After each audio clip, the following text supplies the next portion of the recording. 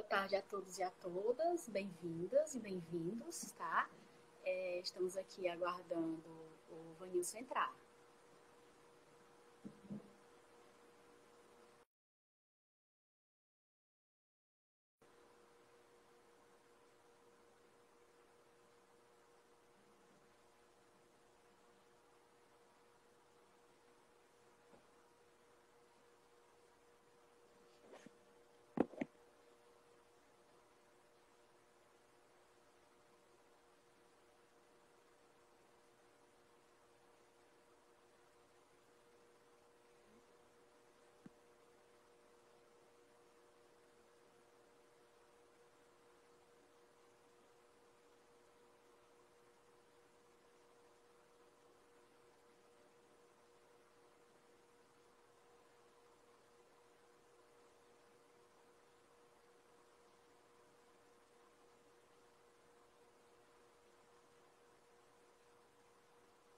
Oi, gente, bem-vindas e bem-vindos, né, a mais um Nepsis na quarentena. Vanilson já solicitou aqui a entrada, tá? Já já a gente inicia.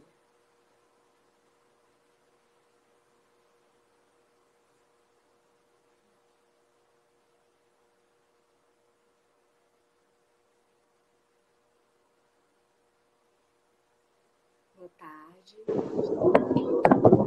Melhorou?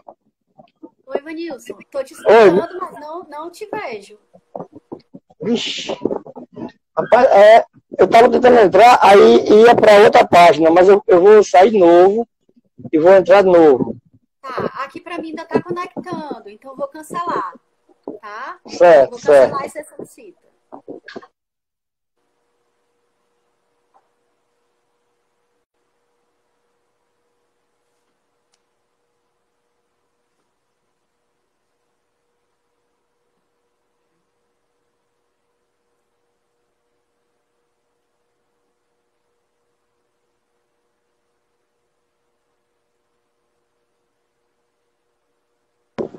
Agora tem voz e... Agora tá ótimo. Agora deu certo. Beleza. Acho que a internet é que não tá tão legal, mas vai dar certo. Mas tá me vendo e ouvindo bem? Tô, só que a imagem tá travando um pouquinho, tá rodando. Te escuto bem, a imagem tá travando. Certo. Vamos iniciar assim mesmo ou você acha que sai de novo? Porque a gente já saiu umas 3 vezes, né? O que você sugere? Como é que você prefere? Eu vou sair novamente e aí eu entro para ver se resolve, beleza? Tá, então eu vou fazer o seguinte, eu vou encerrar... Só um minuto, gente, vai dar certo.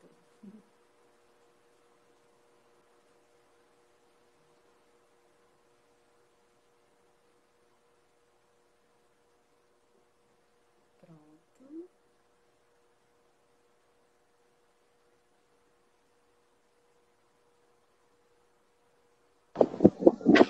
E agora, melhorou? Pronto, agora tá ótimo. As tecnologias. Então, mais uma vez, bem-vindas e bem-vindos, né? Boa tarde a todos e todas presentes no Nepsis na quarentena, né? Bem-vindo, Vanilson, agradeço a sua presença, né? Hoje que é o aniversário do Vanilson, né? E ele está nos dando esse presente, né? Vanilson, né? Já apresentei anteriormente, mas como nós caímos, né? Vou apresentar novamente, né? Vai conversar conosco hoje, né, sobre os desafios postos para a população em situação de rua antes, durante e após a pandemia da Covid-19, né? Vanilson Torres, do Movimento Nacional da População em Situação de Rua, coordenador do Movimento Nacional, coordenador do Movimento Nordeste e coordenador do Movimento do Rio Grande do Norte, e também conselheiro nacional de saúde do Movimento Nacional da População em Situação de Rua, né? Vanilson, quero te agradecer, né, pela recepção, né, desde o primeiro contato, sua solicitude, sua recepção. Quero agradecer por estar aqui conosco hoje, né? Certeza que você tem muito a contribuir aqui conosco, né? E vamos juntos criar um espaço de reflexão, de discussão sobre a situação da população em situação de rua nesse momento em que enfrentamos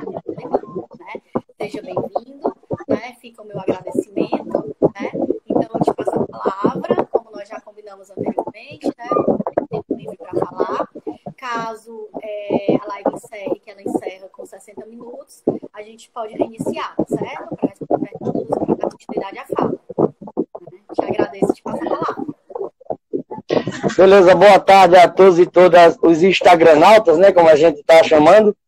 Primeiro agradecer pelo convite, né, do Nepsis. Tivemos aí no Piauí, mais precisamente lá em Parnaíba, no encontro de Educação Popular em Saúde, né, com o professor Vladimir, com a Simone Leite, da Nepsis. E nós vamos começar e encerrar a live de uma forma poética, né? A gente vai começar contando um pouco da história de como surge o movimento, através da poesia chamada Dia de Luto, mas também de Luta, quando na oportunidade, né, naquela trágica oportunidade, 7 pessoas em situação de rua foram brutalmente assassinadas lá na Praça da Sé, em São Paulo, de 19 a 22 de agosto. E começa assim: no dia 19 de agosto de 2004, um triste fato ocorreu. 7 pessoas em situação de rua, na Praça da Sé, morreu. Brutal e covardemente, sem dar nenhuma defesa, mataram 7 brasileiros que viviam na incerteza. Na incerteza de um dia que ainda ia raiar, mas vieram os meliantes para suas vidas ceifar. Após aquela macabra noite, algo começou a mudar.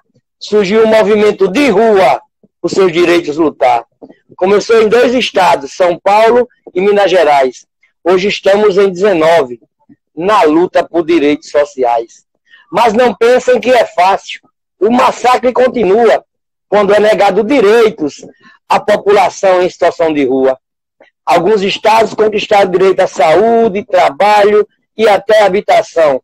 Porém, em outros lugares, inclusive em Natal, é negado até dormir no chão.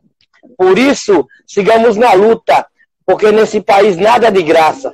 Se não temos moradia, vamos ocupando as marquises, os viadutos, as praças. Dia 19 de agosto é o dia de luto e luta do povo da rua. Nós não vamos nos calar jamais. Nossa luta continua. Agradecer a quem deu os parabéns, né, pelo nosso aniversário hoje. E hoje participamos de uma reunião com o município de Natal, Ciampiru, a DPE, DPU, e na ocasião eu relatava que o maior presente que nós ganhamos hoje é ter vocês que estão aí do outro lado, é ter a Mona Lisa, é ter o professor Vladimir, é ter tantos e tantas, né, que lutam para e com a população em situação de rua no Brasil.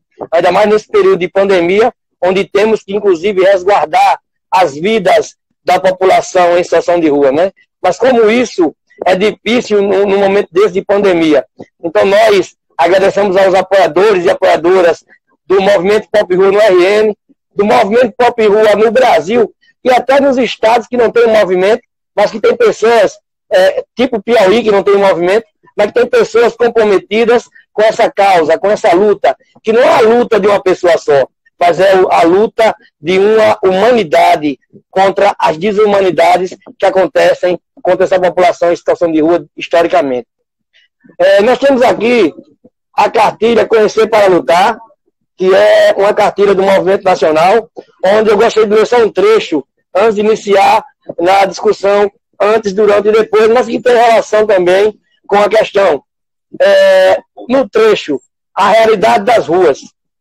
É comum ouvir que as pessoas que estão nas ruas são as únicas responsáveis por esta situação. Muitos perderam seus empregos e romperam vínculos afetivos por não conseguirem conviver dentro de suas casas.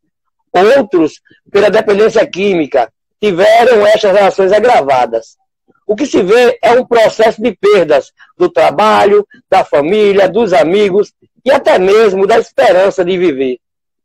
Aí vai uma pergunta para todos e todas: será que a pessoa que vai para as ruas é totalmente responsável por esse processo de perdas? Ou esta situação está vinculada à forma como a sociedade está dividida entre ricos e pobres? Continuando, a maior parte das pesquisas aponta que a maioria das pessoas que estão nas ruas é da própria cidade ou região de origem. Elas apresentam em suas vidas histórias de desemprego e trabalhos instáveis e precários.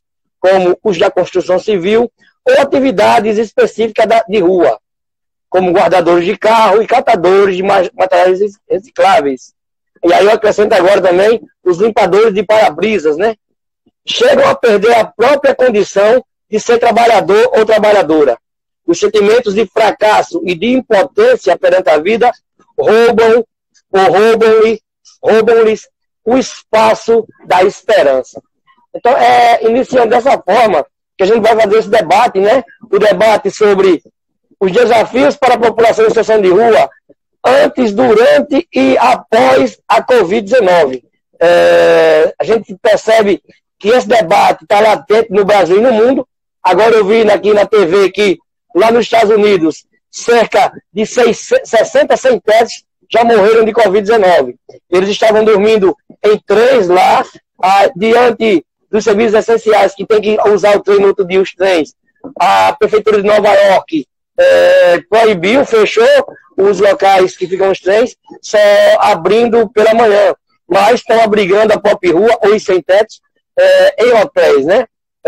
Hotéis esses que já existem também no Brasil, mas só existem em 2 cidades, Cuiabá e Osasco. Então é isso. Você quer direcionar uma pergunta, ou no caso, o antes, o durante e o após, ou Mona Lisa? Eu acho que nesse momento a gente está muito curioso, para te escutar mesmo, né? Assim, acho que como a gente conversou naquele esquema prévio, né? Você poderia trazer essa situação do antes, com as políticas e tudo, à medida que eu vou apresentando, a gente quer priorizar sua fala, a gente vai né? E aqui vou te passar beleza. Os abraços que a galera tá mandando aqui, tá certo? Agradecer a Associação Brasileira de Prevenção de Danos, que está se fazendo presente, e lhe parabenizando. Beleza. Então, assim, só para contextualizar, para quem não me conhece, eu passei em situação de rua 27 anos aqui em Natal, né? Eu vim para as ruas com 11 anos, 12 anos. Me perdi minha mãe em 85. Meu pai vem da nossa casa, se muda para São Gonçalo do Amarante, para casa de outra mulher que era viúva, que passou a ser nossa madrasta. E aí eu comecei a sofrer abusos de violências, né? Abusos violentos, ou abusos por parte da violência, tanto do meu pai quanto por ela, e eu passei a apanhar muito e tal. Então, a partir depois de um ano, eu decidi ir para as ruas de Natal. Com 12 anos eu vim para as ruas de Natal, buscando a liberdade ou buscando uma esperança que eu não conseguia ter lá, porque além de ter perdido minha mãe com 11 anos, eu também perdia a tranquilidade, se é que assim pode dizer, de ter um lar. Então a gente não tinha um lar, a gente tinha um local como se fosse uma masmorra, onde a gente sofria várias violências. E vim para as ruas de Natal com 12 anos, né? Passei a morar nas ruas e tive um tempo de casamento ou de junto, porque eu não me casei, eu me juntei, mas terminei voltando para as ruas e saí das ruas agora em 2014, após conhecer o Movimento Nacional de População em Situação de Rua, em 2012. Ainda passei 2 anos nas ruas. E só foi em 2014 que eu conheci minha companheira, né? Que, interessante até falar isso, que ela me levou para morar na casa da mãe dela. E aí, vocês imaginam, né? Alguém chegar com uma pessoa em situação de rua, na casa da mãe, e dizer: mãe, esse é meu novo namorado, é meu namorado, ou é meu companheiro, e ele vai morar aqui com a gente. E aí, eu, enquanto pessoa em situação de rua, fui morar lá. Para mim foi muito complicado, mas a rua, ela é tão difícil quanto qualquer complicação. Então a rua nos ensinou muitas vezes a ter estratégias, e uma dessas estratégias foi eu me adaptar ao ambiente e buscar estar trazendo essa realidade para minha sogra, que hoje, no tempo também me acolheu muito bem, e que hoje nós nos amamos muito. Né? Se é que tem pessoas que dizem que não amam a sogra. Eu amo a minha sogra, né? Apesar de todas as pessoas terem dificuldades enquanto seres humanos, não seriam as sogras diferentes, né? Então, todas as pessoas têm problemas, todas as pessoas são diversas, todas as pessoas são difíceis, inclusive. Então, assim, o antes pandemia, a gente poderia tratar na questão de políticas públicas, né? Ou na ausência dessas políticas.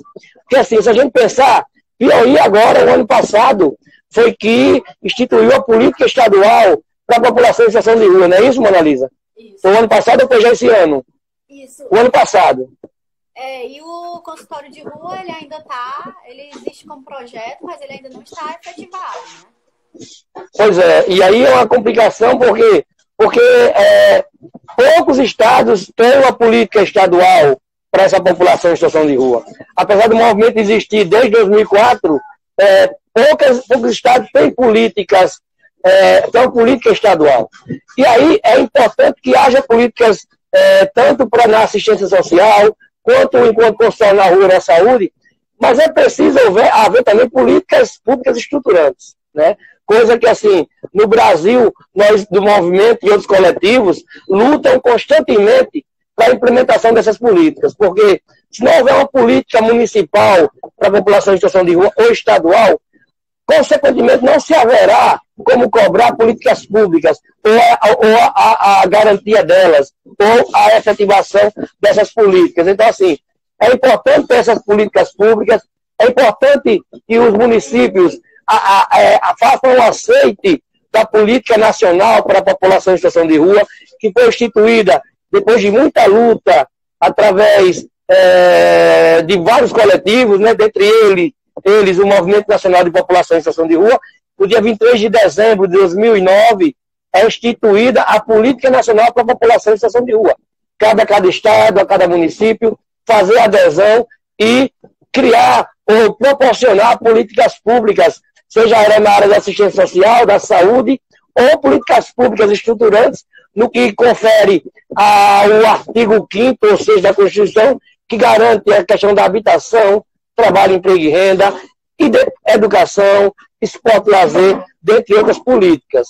E aí, nós teríamos nosso único censo nacional da população em situação de rua, aconteceu em 2008, né, que foi o censo feito pelo extinto Ministério do Desenvolvimento Social, onde contabilizou-se cerca de, se eu não me engano, 31 mil pessoas em situação de rua. Por quê? Porque Recife, se eu não me engano, e Minas Gerais já tinham um censo próprio, ou Rio de Janeiro, se não falha a memória. Então, assim, houveram outras diversas cidades, contabilizou-se só esse número. Mais recentemente, o IPEA, que é o Instituto de Pesquisa e Econômica Ampliada, ele fez um censo em 2016, se eu não me engano, ou 2017, onde contabilizou 101 mil pessoas em situação de rua no Brasil. Há um detalhe importante que esse censo foi feito através do CadÚnico. Se a gente imaginar que grande parte dessa população não está inserida no CadÚnico, a gente pode quadriplicar esse número. Só que o próprio CadÚnico, agora em fevereiro de 2020, traz no seu escopo a questão de 146 mil famílias inseridas no CadÚnico. Quando eu falo família, eu falo também de pessoas sós, né? Famílias ou pessoas sós, ou pessoas unitárias no CadÚnico. Então, 146 mil pessoas, segundo o Ministério da Cidadania, agora estão no CadÚnico. O Ministério da Cidadania afirma que 47% dessa população está no CadÚnico. Então, a gente vê que 53% está fora desse CadÚnico. Então, a gente vê que esse número ele é muito maior. Só que tem pessoas em situação de rua que não sabem também o que é o CadÚnico, têm dificuldade no acesso. Por isso que a gente defende que o censo 2020, que a gente defendeu e defende, que o censo do IBGE contemplasse a população em situação de rua. Essa discussão vem desde 2017, chega 2018, o IBGE afirma que não tem competência e nem modos e nem modalidade para contar essa população em situação de rua. E aí a gente ficou frustrado enquanto movimento, outras entidades se frustraram e ficaram se perguntando se o IBGE, que é o Instituto Brasileiro de Geografia e Estatística, não consegue contar, não tem metodologia para essa contagem, quem teria? E aí nós, enquanto coletivo, quando eu falo nós, eu falo o Movimento Pop Rua e outros coletivos, entramos com ações junto à DPU, através do Renan Sotomayor, que é o defensor público do Rio de Janeiro, e hoje está presidente do Conselho Nacional de Direitos Humanos, onde a DPU do Rio de Janeiro entrou com ação contra o IBGE. O IBGE vira réu, né? O IBGE vira réu, o IBGE recorre, há uma derrubada do recurso do IBGE. O IBGE diz que vai contar a Pop Rua, mas só uma parte dela, que seria pessoas, entre aspas, domiciliadas, ou seja, que estejam em ocupações, em serviços que prestam serviço a essa população em situação de rua, ou locais como logradores, como viadutos, ou locais de concentração da Pop Rua.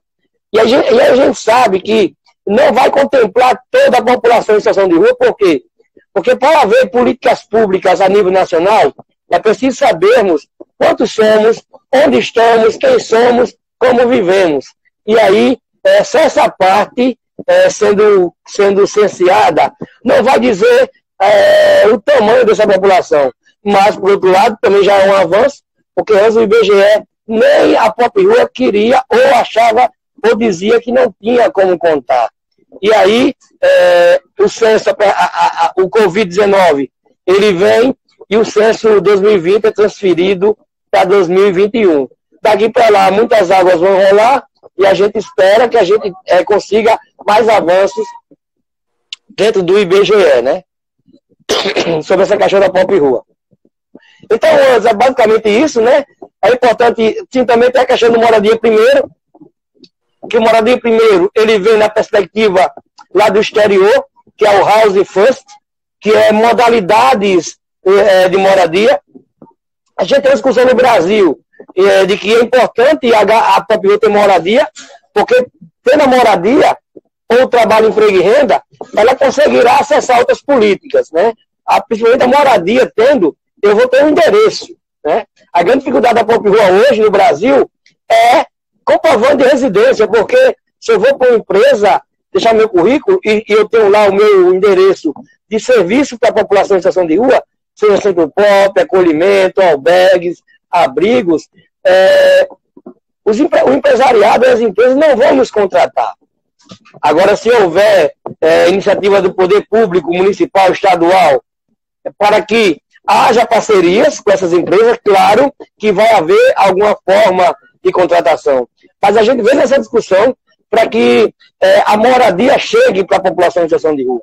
E aí chega o House First, teve um seminário internacional, junto com a União Europeia, o Movimento Pop Rua, o Conselho Nacional, o Ministério da Mulher, da Família e dos Direitos Humanos, onde essa proposta da House First foi apresentada. Alguns estados começaram a busca pela implementação. Goiânia, através do coordenador do movimento Pop Rua, o Eduardo Matos, ele conseguiu, através do CIAMP Rua, né, uma parceria com o Estado, CIAMP Rua, Comitê Intersetorial, de acompanhamento e monitoramento das políticas públicas da população em situação de rua, conseguiu fazer uma parceria com um projeto piloto de 20 unidades, através do governo do Estado. Se eu não me engano, Curitiba também tem o Moradia Primeiro. Porto Alegre tem, porém, é uma dificuldade quando se faz, ou não se consegue êxito quando se faz um projeto sem a participação da população, que ela vai ser inserida nisso. Ou seja, em Porto Alegre, segundo relatos, né, do movimento lá, a modalidade de moradia primeiro lá em Porto Alegre, ela, de certo modo, ela é opressora. Como assim, Vanessa, opressora? Porque ela não dialogou com os movimentos que lidam com a Pop Rua, ela não dialogou com a população em situação de rua, simplesmente trouxeram de cima para baixo, dentro dos gabinetes refrigerados, uma proposta de que a Pop Rua iria alugar, ou a prefeitura iria alugar a donos de cortiços, donos de casas, e muitas vezes a Pop Rua é inserida, muitas vezes não, a Pop Rua é inserida nessa moradia primeiro, em pequenos cubículos, divididos cubículos com aquelas tábuas de madeirite, onde a Pop Rua não tem a garantia da moradia, e sim de um espaço mínimo e sem condições, inclusive, de higiene. Então, é preciso que a moradia primeiro chegue para a população em situação de rua discutindo com essa população que está em situação de rua ou com seus representantes. É preciso que o Moradia Primeiro ela possa sentar com os representantes, com a sociedade civil, para discutir o modelo de Moradia Primeiro. Nós temos uma máxima no movimento que diz nada sobre nós sem nós. Então, se o serviço é para mim, e se a Mona Lisa é quem vai discutir, a Mona Lisa não passou pela situação de rua. Então, ela talvez esqueça de algo ou não consiga trazer toda a questão na sua fala. Mas quando vem para mim, ou para qualquer um que está na frente dessa luta, ou para qualquer um que está minimamente lutando, com certeza haverá êxito no Moradia Primeiro ou qualquer outro programa. Então, assim, só para deixar claro, não se discute programas para populações específicas sem a participação dessas populações. Por isso que o Moradia Primeiro, no geral, ele não está funcionando para a população em situação de rua nesses modelos que está sendo trazido de cima para baixo. Então, esse era o antes, né? Se tiver perguntas, pode fazer, Mona Lisa? Temos várias perguntas aqui, né? Assim, eu até tenho uma pergunta minha também, mas eu acho que cabe mais no Durante. Então, vou passar a pergunta da galera, certo? Também agradecer a presença do Comitê Pop Rua Estadual de Pernambucano, que está aqui presente, certo? A primeira pergunta é da Cristina, né? Cristina pergunta: aqueles que permanecem nas ruas, quais ações pontuais que se pode fazer para colaborar? Isso. Essa discussão é muito complexa, né, Cristina? É a Cristina Bove, não? Cristina Bove, não, né? Que é da Paixão do Povo da Rua? Eita, eu não sei te dizer, Vanilson. Beleza. Mas se for ela, um abraço. Se não for ela, um abraço também. Então, estamos enfrentando esse Natal, inclusive, né? Os abrigos foram abertos só para 100 vagas, né? Só foram preenchidas 100 vagas, 90 vagas. Só que, assim, há a questão do isolamento, a questão do contágio. Então, quem entrou no serviço, que foram 90 pessoas, se saísse, não pode mais entrar. E mesmo aqueles que nunca entraram não poderão acessar por causa da questão do contágio. Então, há um número, cerca de 90% em Natal, da população ainda nas ruas, né? E que ações são necessárias para acolher ou atender essa população?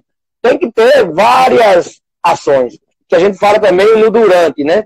Que seria a questão mesmo da busca ativa dessa população através da aproximação social, que chama-se na assistência abordagem social, a questão da infraestrutura dos consultórios na rua, ou dos recursos humanos, ou da ampliação dos consultórios na rua, para estar chegando na população em situação de rua, a questão de abrir-se, como alguns municípios estão fazendo, mas uma pequena parte somente, de torneiras, chuveiros, pias, água potável, outras situações que possam estar garantindo o combate à Covid-19 e aí a higienização pessoal da população em situação de rua.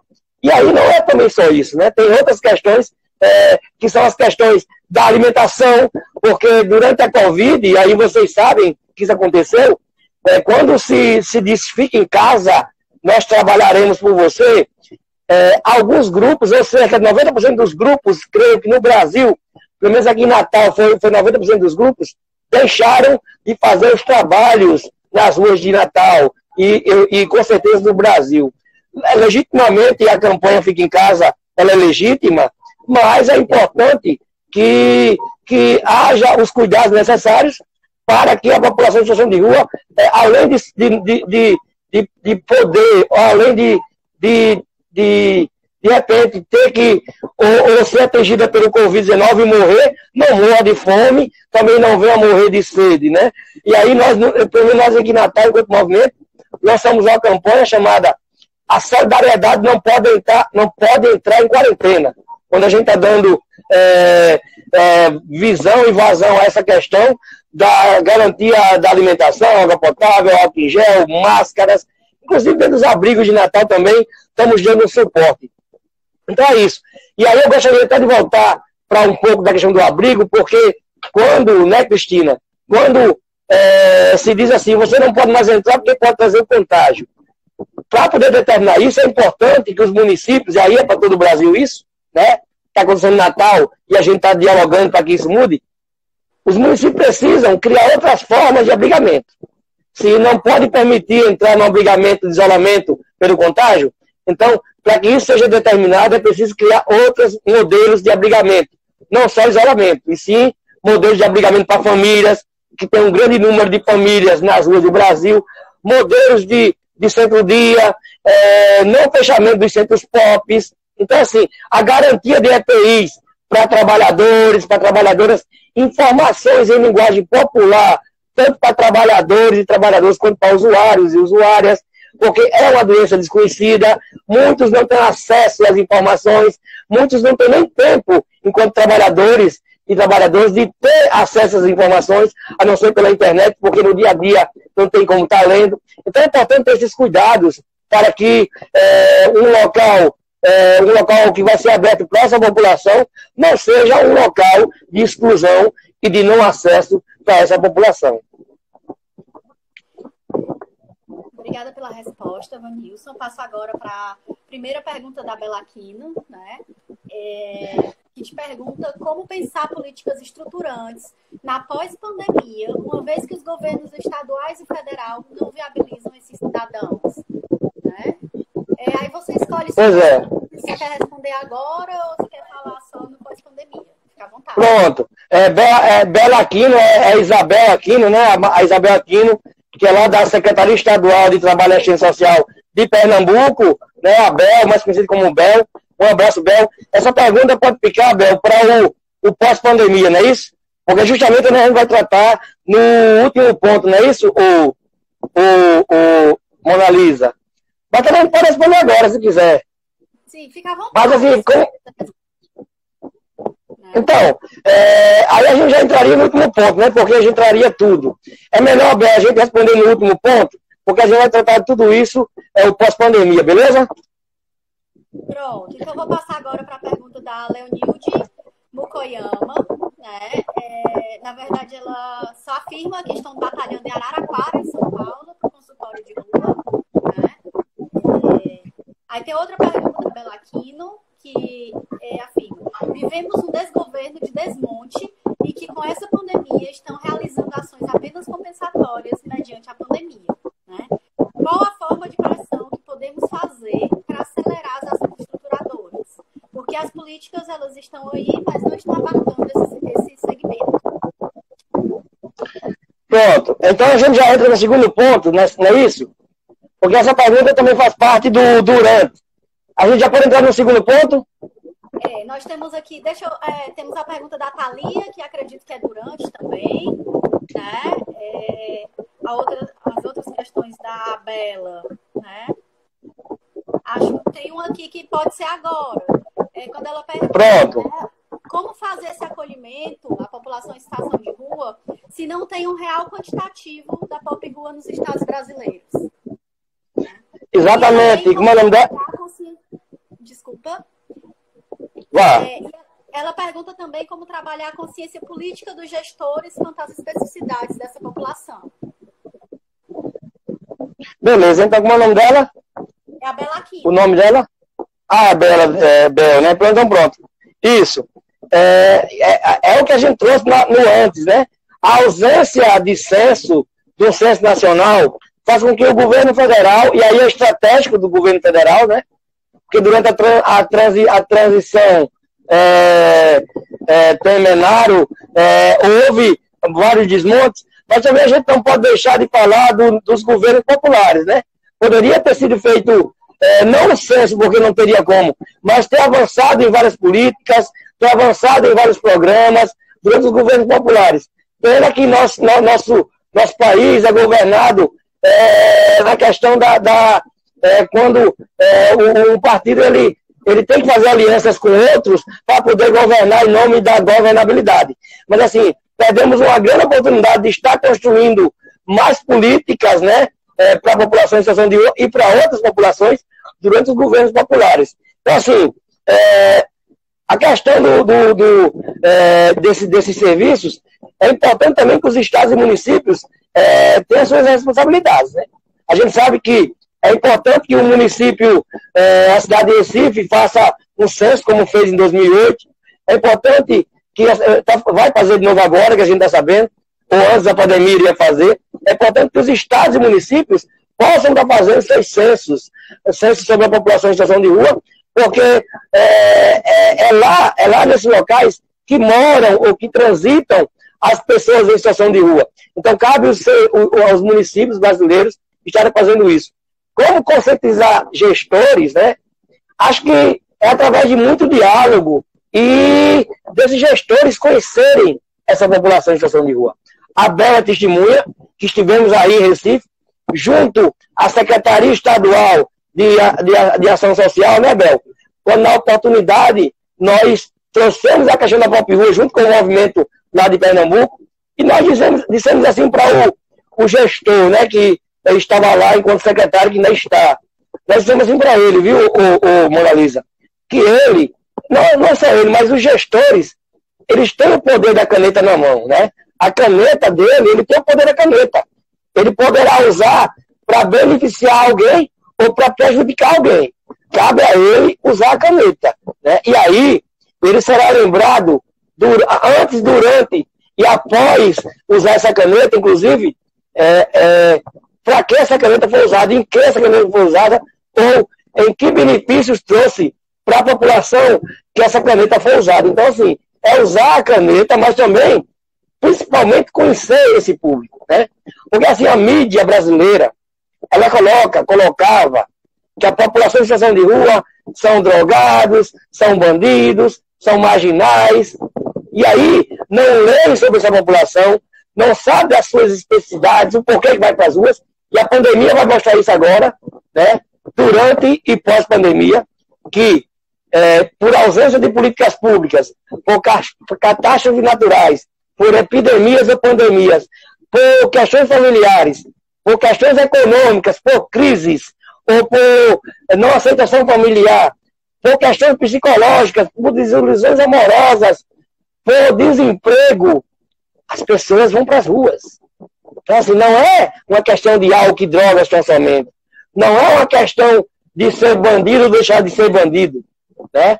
Porque os maiores bandidos a gente sabe quem são, né? Mas é mais fácil culpabilizar quem está lá nas ruas, é mais fácil ter medo dessas pessoas, é mais fácil criminalizar quem está lá no papelão, né?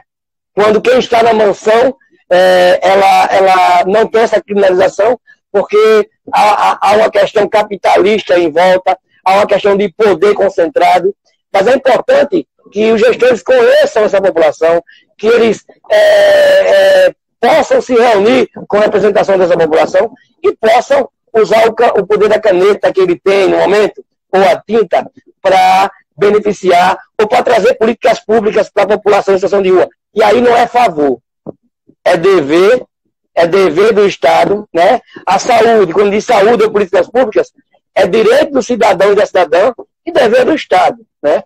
Nós sabemos também que vivemos um momento no Brasil de Estado mínimo, de retirada de direitos, né? Muito grande. Quando eu digo retirada de direitos, eu falo da reforma trabalhista, da emenda constitucional 95, da precarização do trabalho, da terceirização, de várias questões que envolvem a retirada de direitos, e com isso fez com que, inclusive, agora na pandemia, nós estivéssemos passando por tantas dificuldades, o SUS não conseguindo abarcar toda essa demanda, porque há uma emenda constitucional 95 em curso, que congela investimentos nas políticas sociais durante 20 anos. Então, temos que lutar também pela revogação da emenda constitucional 95, porque sem recursos nós não iremos para lugar nenhum. E aí estamos vendo, durante e após a pandemia, a importância que é o Sistema Único de Assistência Social nesse país, a importância que é o Sistema Único de Assistência Social desse país, a importância que é o Sistema Único de Saúde desse país. É onde todas as populações irão desembarcar ou irão desembocar quando há crises, quando há pandemias, quando há qualquer dificuldade estrutural, desemboca na saúde através do SUS, desemboca nas ciências sociais, da ciência social através do SUS. Então, que os governantes, os governos, possam valorizar o SUS, possam valorizar o SUS, né? E aí, nós sabemos que não há essa valorização por parte de governos, mas que aprendam com a pandemia, que a pandemia nos trouxe reflexões. E a mais importante de todas é que o dinheiro talvez compre, inclusive, móveis, compre alimentos. O dinheiro pode comprar muitas coisas, mas ela não pode comprar a vida das pessoas.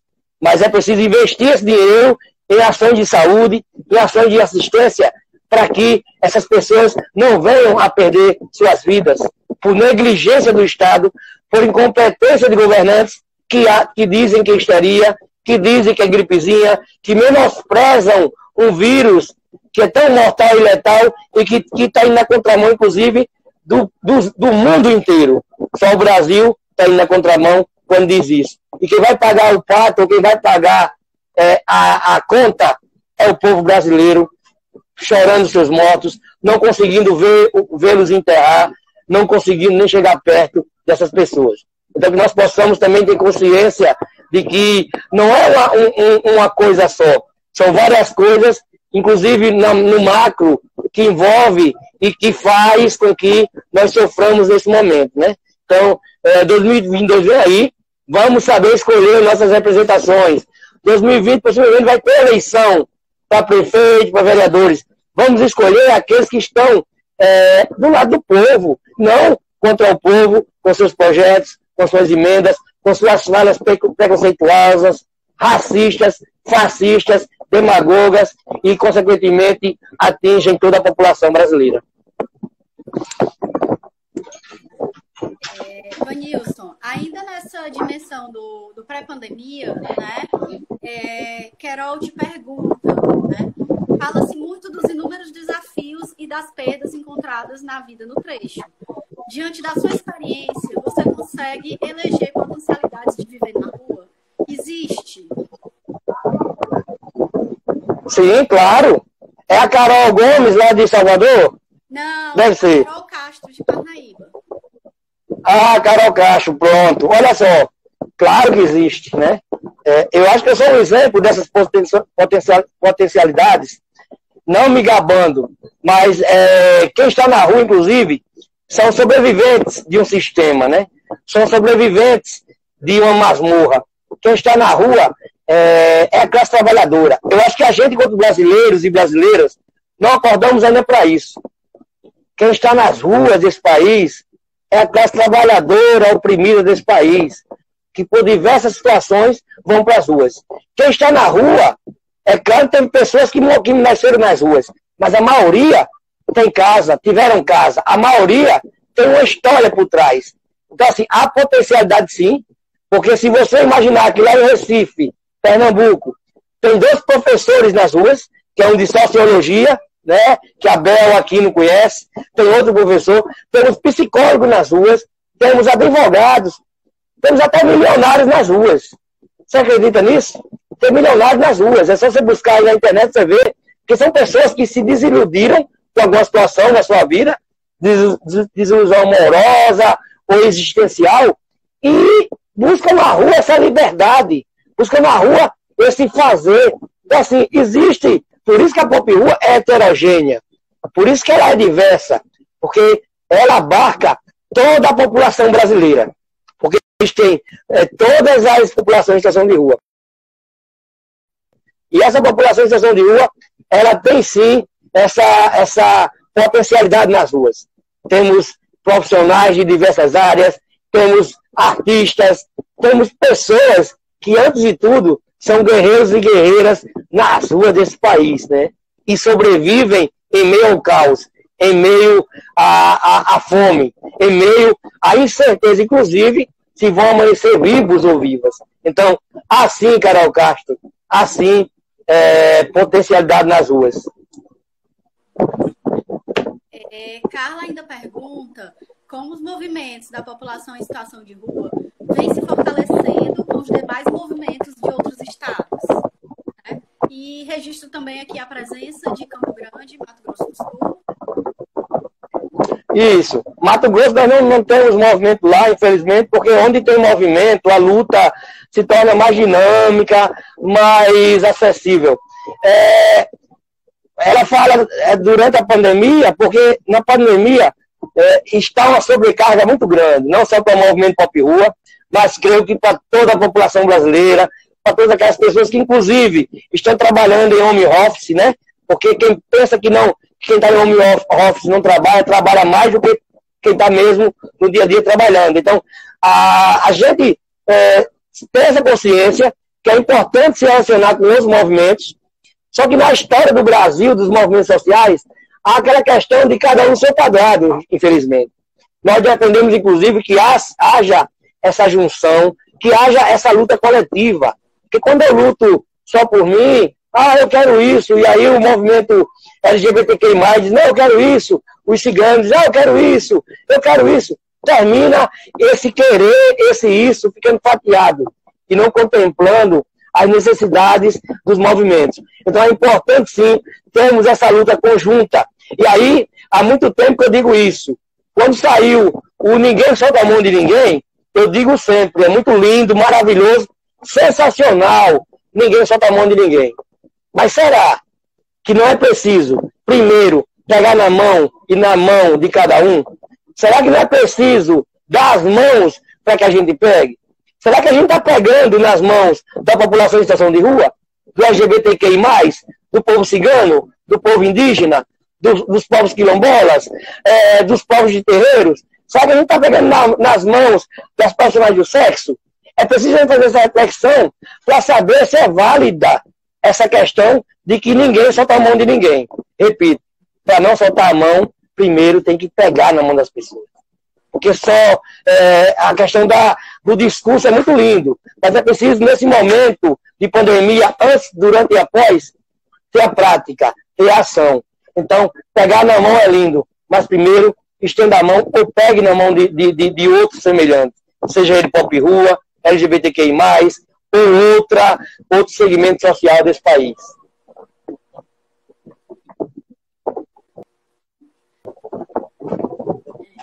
Então, acho que podemos passar para o segundo momento de falar durante a pandemia e daí eu trago as outras perguntas. Isso. 10 minutos. Falta 10 minutos, né? Para encerrar a primeira parte, a gente ainda está no antes, né? Pô, tá travando, Vanilson. Melhorou? Melhorou? Melhorou? Pronto. Eu perdi um pouco o som, porque travou. Eu estou dizendo, falta só 10 minutos para encerrar a 1h. A gente vai para o durante, né, agora? Ou é o após agora? Temos aqui, nós temos 8 minutos de live, tá? Daqui a 8 minutos ela vai cair, aí a gente reinicia. Tranquilo? Beleza. A gente vai agora para o durante, não é isso? Durante. Isso, então. O durante é muito... Vamos tratar primeiro do auxílio emergencial, né? A gente sabe que o auxílio emergencial está uma dificuldade para o povo brasileiro. E aí, primeiro trazer essa reflexão. Será que esse auxílio emergencial, se a gente for pensar na conspiração, né? Vamos pensar num momento de conspiração aqui juntos. Será que esse auxílio emergencial não é uma armadilha do governo federal para que mais pessoas se contaminem ou mais pessoas morram de Covid? Dá para pensar isso? Pelo modo que foi construído lá em Brasília, é isso, né?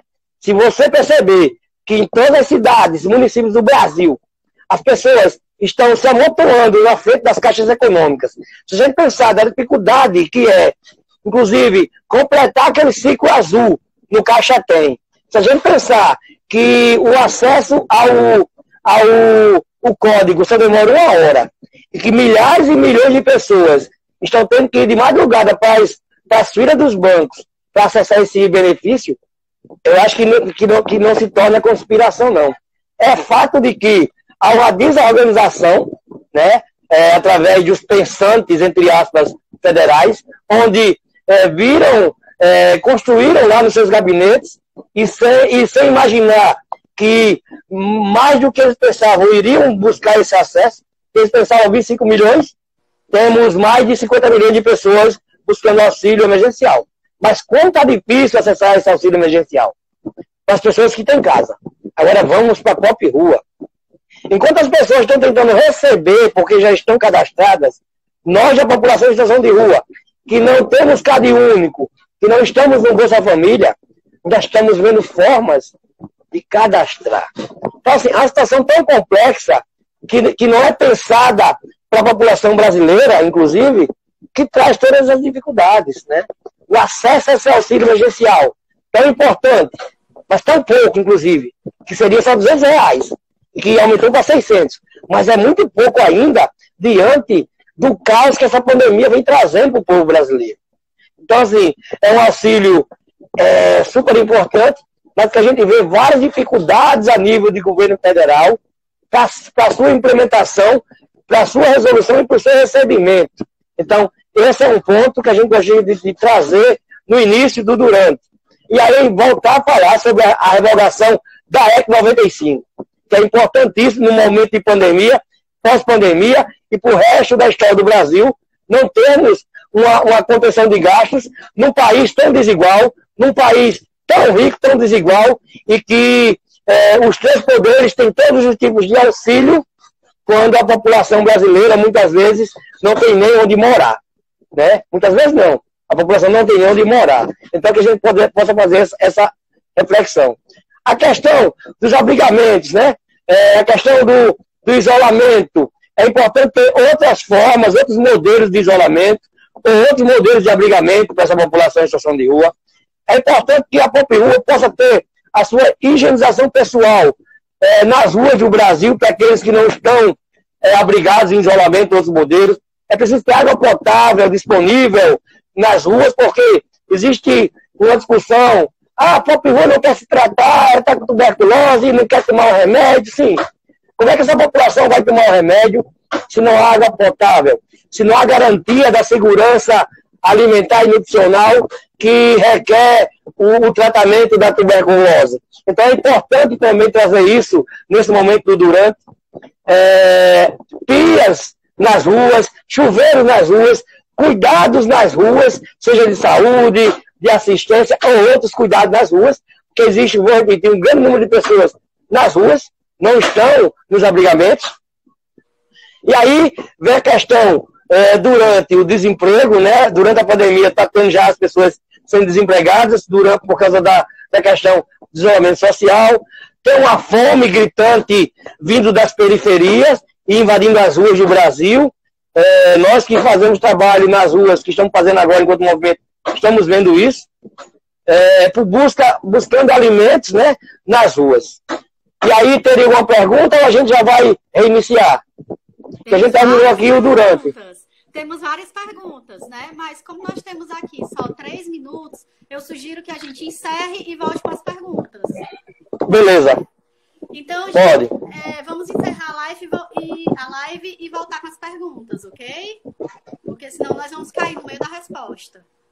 Lembrando que ainda vai ter o após, né? O pós-pandemia. Isso. Isso mesmo. Pois eu vou encerrar aqui para nós voltarmos, tá? Certo. Até já.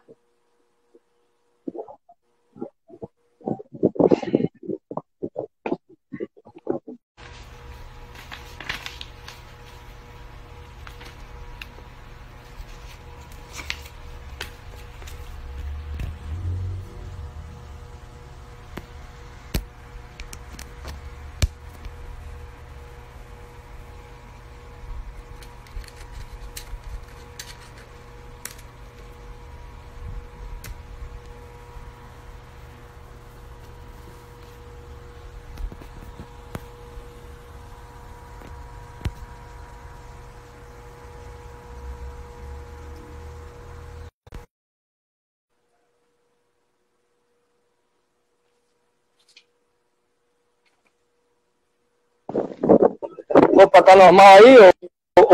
Tá tranquilo? Tá ótimo. Eita, pronto. Deu uma travadinha.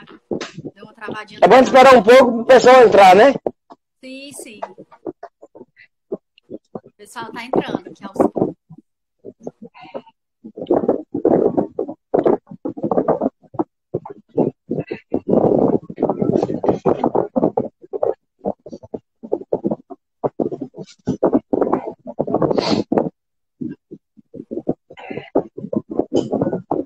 Tá aqui entrando, né? Vou te passar a próxima pergunta, ok? Beleza. A próxima pergunta é da Thalia, né? Thalia lá de Parnaíba, né? Perguntando qual a maior dificuldade para a população em situação de rua em meio à pandemia e se há alguma intervenção do Estado que esteja sendo efetiva. Vanilson, antes de você responder, eu queria registrar aqui também a presença, né, de Carlos Venâncio, do Movimento Nacional da População de Rua de Feira de Santana, da Bahia. Isso, é de Carlos, é lá de Feira de Santana, né? Um abraço de Carlos, meu irmão. A Carla também, lá de Feira de Santana. A Carla de Feira de Santana, né? Isso. Estamos aí, meu irmão. Manda pergunta, vamos tirar dúvida, né? Vamos fazer com que a visibilidade dessa população ela chegue para todo o Brasil, né? Porque há uma, antes de responder a pergunta da Thalia, há uma invisibilidade sobre a população em situação de rua quando a questão é políticas públicas. Só que quando vai para a questão da segurança pública, há uma visibilidade enorme para essa população, né? Vocês estão entendendo o que eu estou falando. Quando para criar políticas ou termos políticas públicas, essa população é invisível e só é visível se nós gritarmos, né? Gritarmos e não cessarmos esse grito. Mas quando na questão da segurança pública, todos nos veem, né? Todos nos veem, quando eu digo todos e todas, parte da sociedade ou do poder público nos veem, porque há uma questão opressora nesse país que traz essas opressões e que tem que ter alguma população ou algum público para essa opressão ela chegar. E a Pop Rua, junto com outras populações, são, vamos dizer, esse local ou essa população que emana, que demanda essa opressão e que eles fazem muito bem entre aspas, que eles fazem com toda a vontade. E se eles fizessem essas opressões, se eles fizessem políticas públicas como fazem opressões contra a Pop Rua, nós não teríamos tantas dificuldades ou tantas pessoas nas ruas, né? Então, só para a gente refletir. E aí a Thalia pergunta, a maior dificuldade da Pop Rua durante a pandemia, né? Isso. Thalia, são várias, né? São diversas. A gente pode até elencar algumas, mas são diversas. Inclusive, na própria, quando sai aquela proposta ou a questão do fica em casa, né? Já começa as dificuldades para a população em situação de rua, né? É legítimo, repito, é legítimo e é legítima a campanha Fica em Casa. Só que nós, né, que não temos casa, né, de Carlos, né, ou Carla, né, companheiros e companheiras da Pop Rua que devem estar assistindo. E para quem está lá na rua, no papelão, que muitas vezes, Thalia, a Pop Rua ela não sabe, alguns ainda, talvez agora saibam, mas no geral não sabiam nem o que estava acontecendo. Quando via as pessoas de máscara, andando nas ruas, a Pop Rua dizia, o que está acontecendo? Esse povo tudo de máscara, né? As pessoas não sabem porque a informação não chega para a população que está nas ruas, né? Então, assim, nós pensando nisso, enquanto movimento, não sei se eu mandei para você ou Analisa, nós criamos informativos, né? Sobre a Pop Rua. Fala, traz aí o informativo aí, para cá. Estamos aqui, peraí. Criamos informativos sobre a Covid-19, né? Pandemia do vírus, né? Criamos informativos também sobre o movimento, né? Até para dar visibilidade, para que a galera conheça modos de luta. E nós entregamos, tanto nos abrigos, quanto nas ruas de Natal, quando estamos fazendo nossas ações. Então é isso também que o poder público poderia e deveria estar fazendo. Oi. Desculpa, eu estou te interrompendo porque eu perdi tua imagem. Vocês conseguem ver o Wilson aí? Eu estou sem imagem, estou só com voz. Mas eu estou aqui. Quer que eu saia e entre de novo? Vou sair e entrar. Eu acho melhor. Eu vou sair. Acho que foi a internet aqui.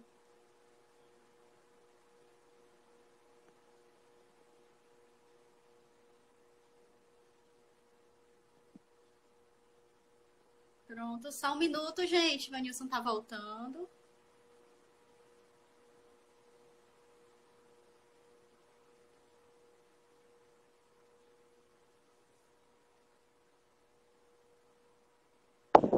Pronto? Melhorou? Pronto. Então, a Thalia perguntou, a maior dificuldade para a população diversa, desde a questão do mesmo a questão Thalia, da higienização pessoal dessa população. A questão do acesso à água. Voltamos ao problema. Estamos sem imagem novamente. Mas estão ouvindo? Eu tô. A galera tá dizendo que não, que tá sem som e sem imagem. Vou sair novamente. Tá. Já, vou sair de novo aqui.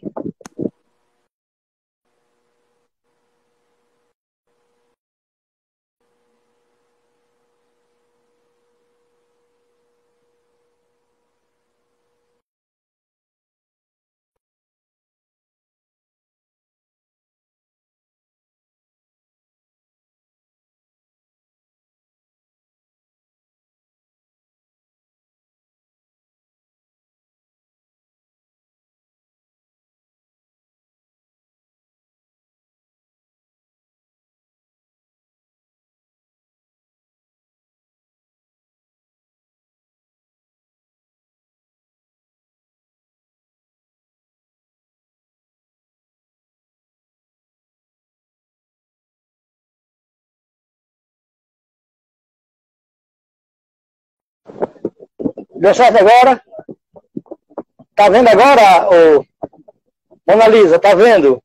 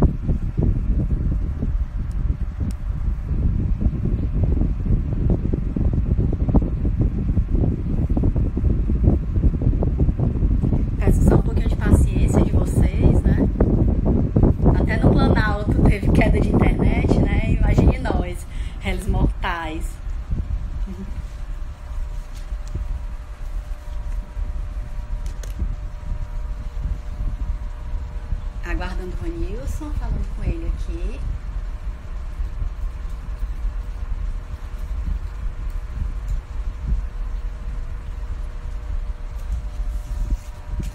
Pronto, estamos voltando.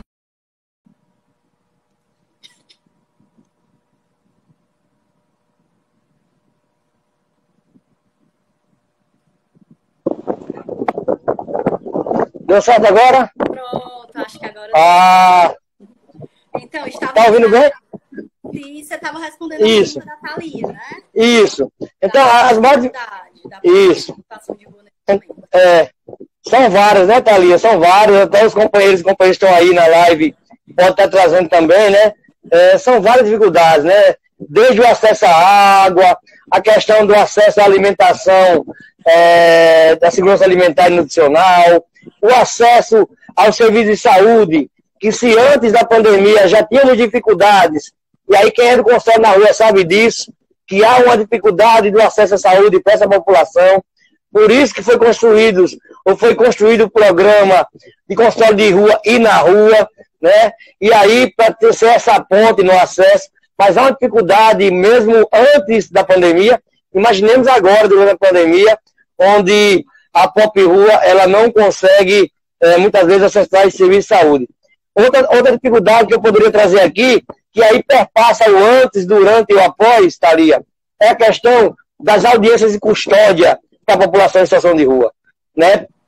Simplesmente, ou, melhor dizendo, só porque nós não estamos com a garantia constitucional de 88, que é a habitação, nós, até por pequenos delitos, vamos para a audiência de custódia e terminamos em presídios, né? Em presídios, onde nós somos presos, encarcerados, justamente por não termos esse endereço. Né? E isso é uma opressão, isso é mais uma violência contra essa população do Estado brasileiro, porque além de não dar o acesso à moradia, ainda nos prende por não termos essa moradia. Então é uma coisa bem surreal, onde o governo brasileiro ele não permite a moradia, e aí quando é para criminalizar, nos prende pela ausência dessa moradia. Então são várias dificuldades, Thalia. Se a gente fosse enumerar aqui, passaríamos aqui à tarde e talvez tivesse que fazer umas 3 lives, né? Mas é mais ou menos isso. Alessandra Manacapuru, do consultório de rua, da equipe de saúde local, está marcando presença. Né? E a próxima pergunta, né, Vanilson, a próxima pergunta é da Bela Aquino, novamente, de Recife, né? Qual a estatística, se existe, de pessoas em situação de rua contaminadas ou que tenha vindo a óbito em decorrência da Covid? Essa pergunta é boa, é excelente, porque excelente dentro de um contexto desse não é a melhor palavra, né? Mas essa pergunta é muito importante, porque realmente nós não temos essa estatística, né? Talvez a gente não tenha estatísticas, inclusive, não é nem certa a quantidade de pessoas que morreram no Brasil, já passa de 7 mil, mas sabemos que é muito mais, né? Porque não há testagem para todos e todas. Então, assim, nós não temos como especificar quantas se contaminaram, quantas morreram. Só se nós formos pegando os recortes nos estados. Aqui no RN já foi confirmada uma morte pela Covid-19, né? Tem outra que está em análise, mas aqui no RN já tem uma confirmada. Creio que em São Paulo tem também algumas, mas assim, no geral nós não temos esses dados, né? Infelizmente, justamente por ser uma população que está nas ruas, que não tem os seus direitos garantidos por estar nas ruas. Então, há todas essas dificuldades, inclusive de acesso à informação, principalmente na questão da Covid-19, quanto a essa questão.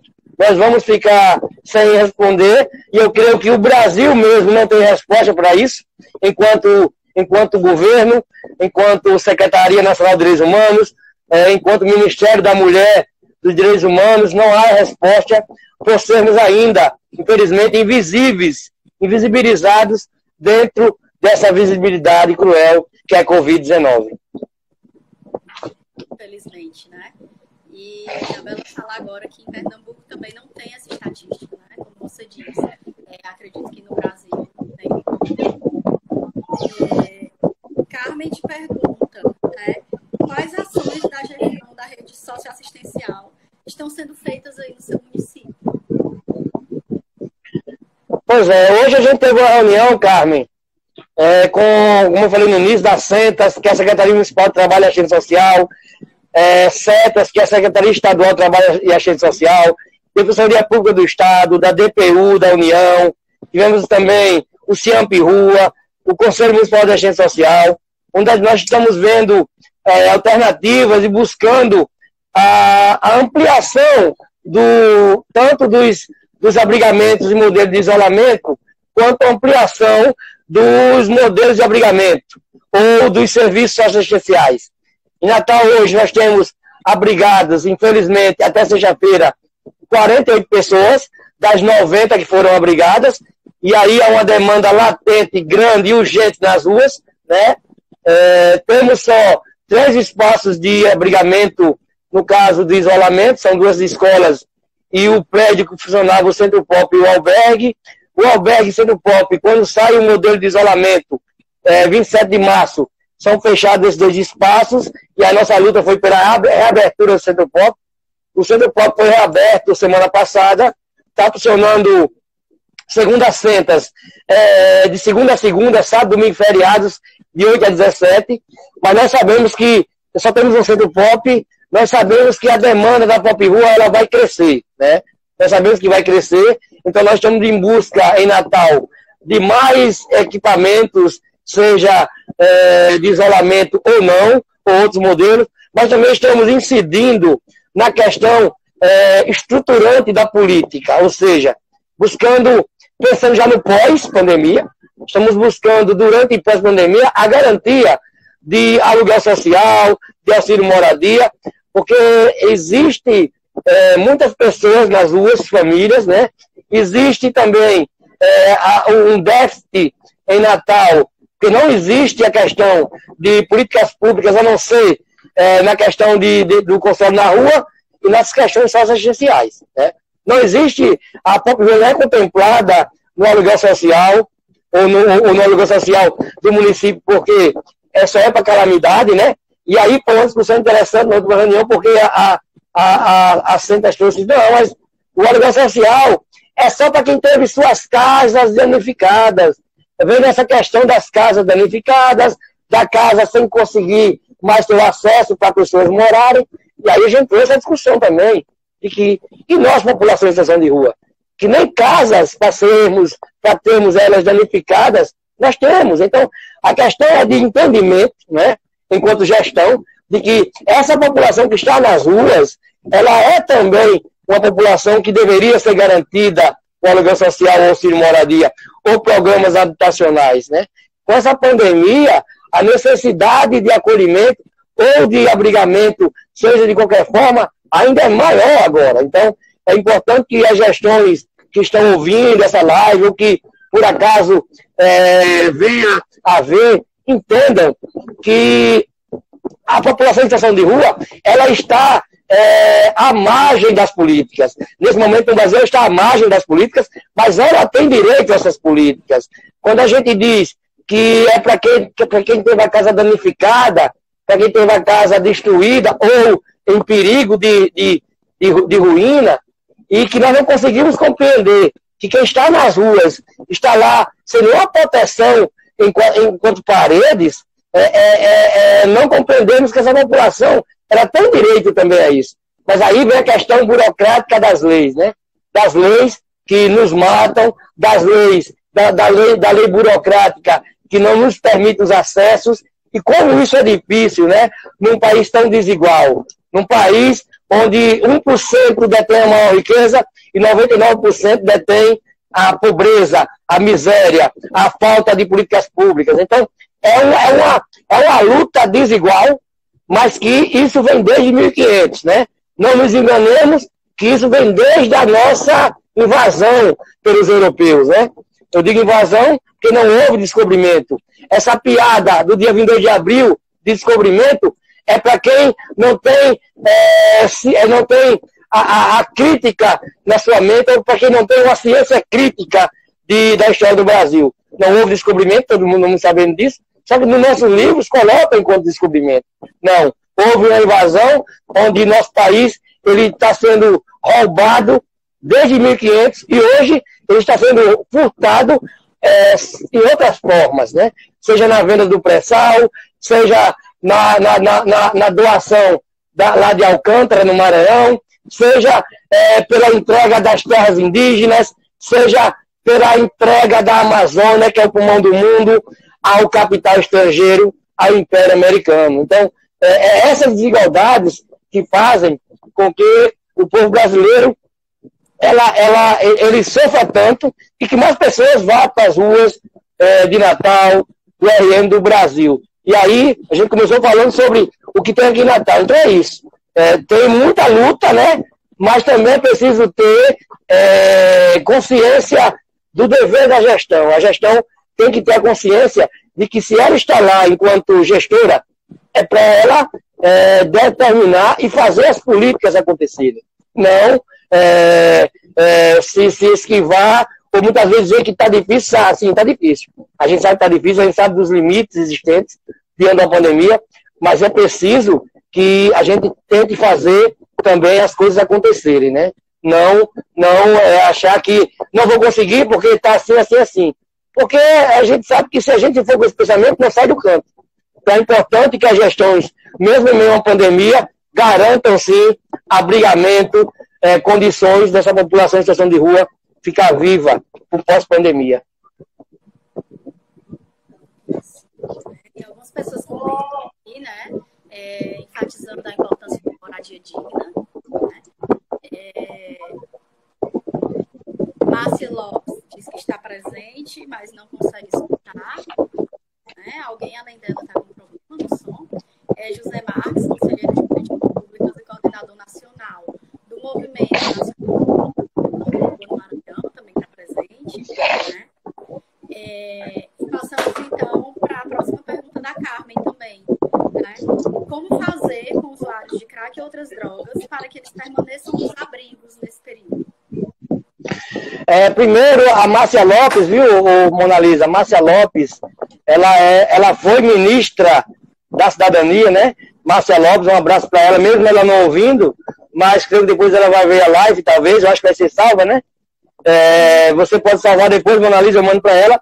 A Márcia Lopes foi ministra, hoje está na luta pelo SUAS, né? De um Fórum Nacional do SUAS, está aí, então parabéns, Márcia Lopes. Parabéns a todos e todas que lutam pelo SUAS, que lutam pelo SUS, e a todos que se entregam realmente a essa luta em defesa da própria rua. Eu esqueci até a pergunta, você tem que repetir? Sim, usuários de crack, sim. Isso. Pronto, assim, sabe, Carmen? Será que a Carmen Modesto, lá de Osasco, hein? Do consultório na rua? Se for a Carmen Modesto, um abraço para ela, se não for, um abraço também, do mesmo modo. Olha só, é interessante falar sobre isso, né?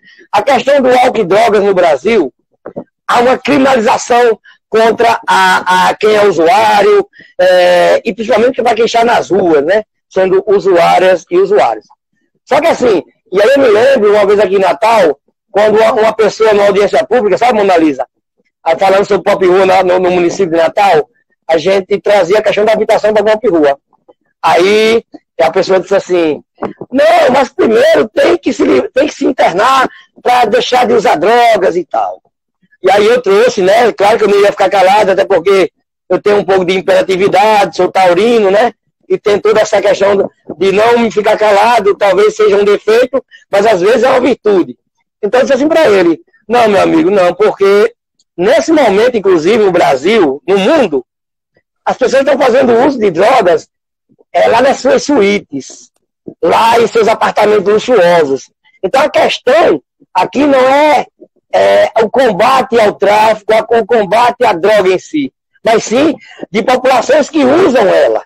Então, assim, a questão no Brasil não é de combate à droga, porque se não vejamos o filho daquela desembargadora, lá, não sei das quantas, não sei se foi em Mato Grosso do Sul, ele foi preso com centenas de quilos de maconha. Ele foi solto, ele está solto. O helicóptero de Zezé Perrella, 400 quilos de cocaína. Tem alguém preso? Não.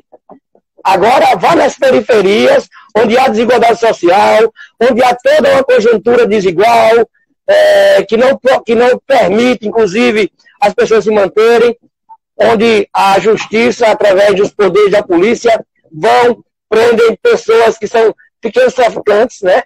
Que são pessoas que estão vendendo, não defendendo aqui o tráfico, mas são pessoas que estão vendendo até para sobreviver e levam para os presídios. Enquanto os maiores traficantes, eles estão engravatados, né? E usando essas pessoas enquanto cobaias, mas o lucro maior vai para essas pessoas que estão lá. E agora entrando na questão mesmo do uso ou de como manter essa galera dentro dos abrigos, isso tudo depende, Carmen, de uma questão intersetorial, né? Se não debatermos o abrigamento, o isolamento para essa população em situação de rua, nesse contexto de pandemia, intersetorialmente, não vamos conseguir avançar. Por quê? Porque uma coisa, Mona Lisa, é você, Mona Lisa, estar em isolamento social Mas você nunca passou pelas ruas, você está na sua casa. Não está sendo difícil, Mona Lisa, você ficar em casa, em isolamento social? Sim, não está sendo? Para mim, que estou na minha casa, né? Isso. Então, assim, para você está sendo difícil. Imagine para quem está lá nas ruas, que nunca teve um olhar específico desse Estado brasileiro, de repente é levado para um obrigamento de isolamento, e aí, muitas vezes, não há uma diversidade de logística, ou não há um planejamento, até pela emergência que foi feita. Então, as pessoas estão lá dentro, não têm informações sobre a Covid, a questão do ambiente para famílias que não existe, a questão mesmo da abstinência, a questão do próprio isolamento, a questão também da ausência de informações em linguagem popular para essa população, a ausência de acesso, inclusive, a psicotrópicos que são usados com receita para essa população. E aí é preciso que haja a intersectorialidade, Carmen, nesses serviços também, inclusive com a saúde, estando lá latentemente, estando lá sempre lá, buscando trazer essas informações, porque se para a população que nunca passou em situação de rua é difícil estar em isolamento social, imagina para a população que estava nas ruas ir para o isolamento dentro de um colégio, dentro de colégios, inclusive, que muitas vezes não garantem a estrutura sanitária necessária. Então é preciso fazer essa reflexão também, que assim, não é, a população em situação de rua não é gado para ser colocada em um local e dizer, fica aí. Agora, se sair, não entra mais. Se sair, você vai ser marcado pelo o nosso ferro de marcação e você não vai poder mais entrar. Então não é assim que se resolve. É importante ter toda essa intersectorialidade, seja em informações, seja em redução de danos, seja em outras formas de conscientização, inclusive do perigo da pandemia, para essa população, se ela voltar para as ruas. Então, é isso que a gente tem que estar fazendo, né? Buscando esse entendimento, mas que, assim, nunca, jamais querer culpabilizar as pessoas em situação de rua que estão dentro dos abrigos e estão saindo deles. Porque a questão da droga não é questão de segurança pública, e sim saúde. E sim da saúde, como já afirmou a OMS. Não só da saúde, mas de questões estruturantes, né, de determinantes sociais que trazem essa questão da saúde enquanto direito. E a saúde, ter saúde não é essa ausência de doença.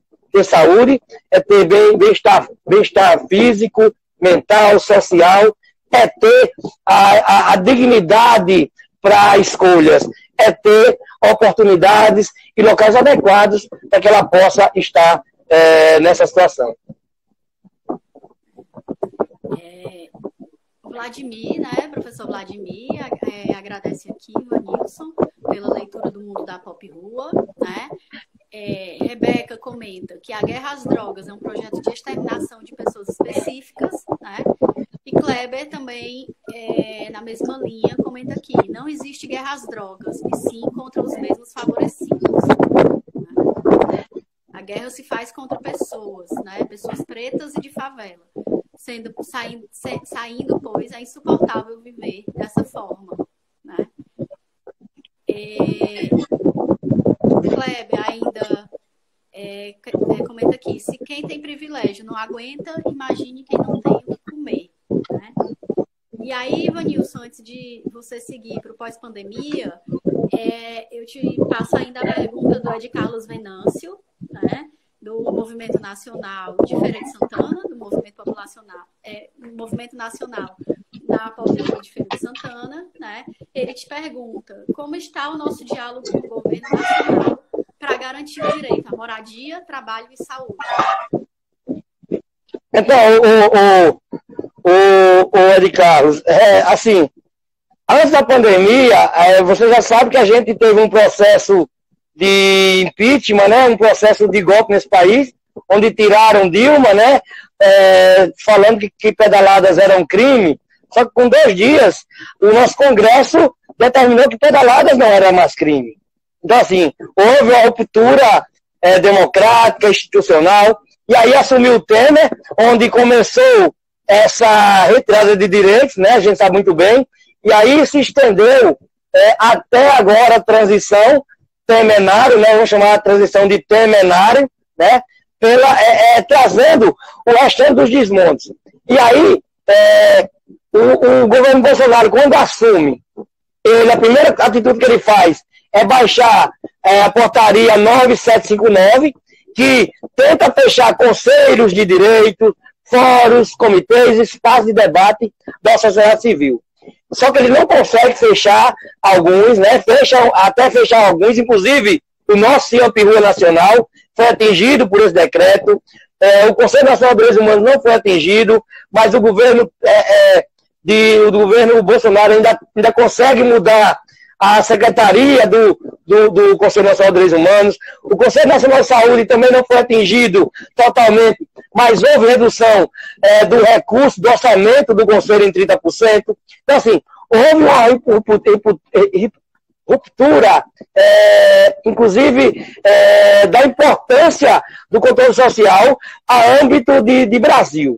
E aí a gente viu o Conselho Nacional da Criança e do Adolescente sendo destituído e instituído um conselho, vamos chamar, do federal, dos deles, né, ou das pessoas escolhidas.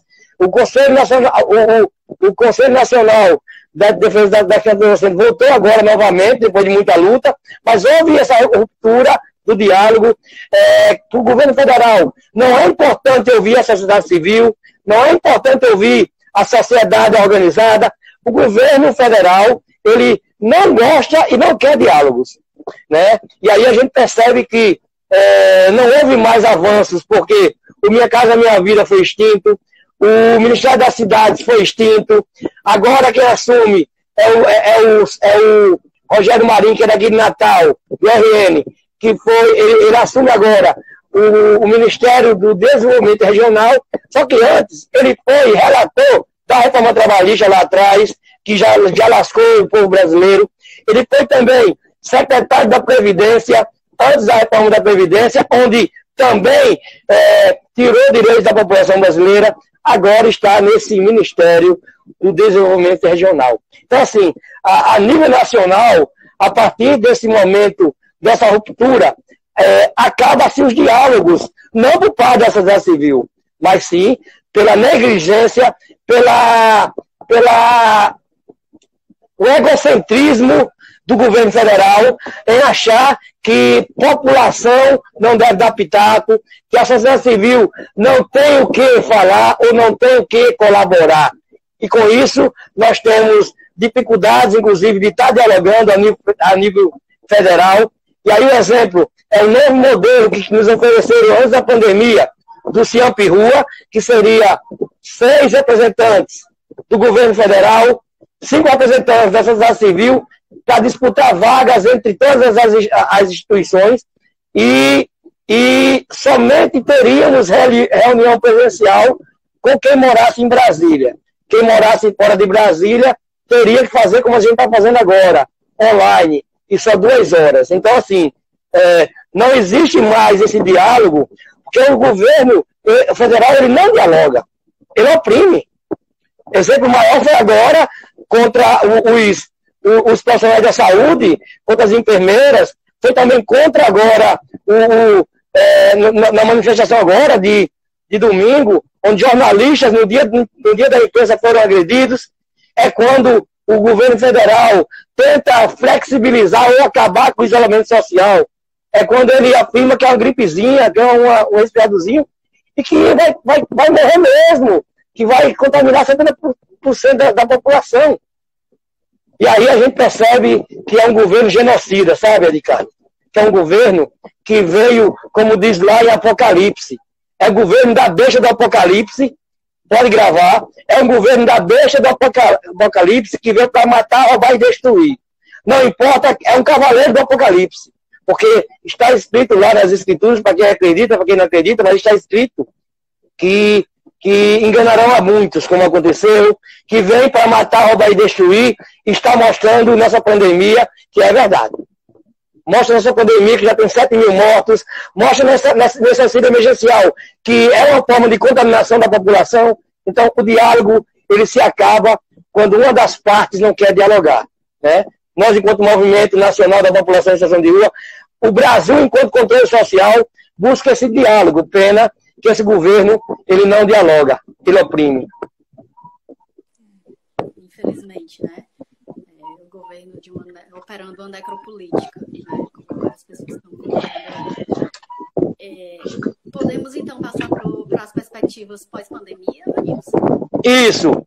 Inclusive, ainda tem a homenagem a Maria Lúcia, né, Ricardo? Tem a homenagem hoje a Maria Lúcia Santos Pereira, nossa guerreira lá, né? Que nos deixou, infelizmente, mas que a luta continua através de cada um de nós. E aí, o pós-Covid-19, esse é o mais complicado de todos. Não o mais complicado, mas um dos mais complicados, porque ele vai trazer uma questão muito forte para esse país, para o mundo, né? As economias vão estar quebradas, as pessoas não vão ter como se manter, e com isso, que foi? Nada. Eu companheiro botou aqui um negócio aqui na minha cabeça. Então vai trazer o desemprego, principalmente. Ela vai trazer o desemprego, o pós-pandemia traz o desemprego, traz a fome, vai trazer doenças diversas, né? Ou seja, depois da pandemia, outras doenças irão chegar. Você está ouvindo, Mona Lisa? Você está ouvindo, Mona Lisa? Não estou ouvindo você. Não estou ouvindo.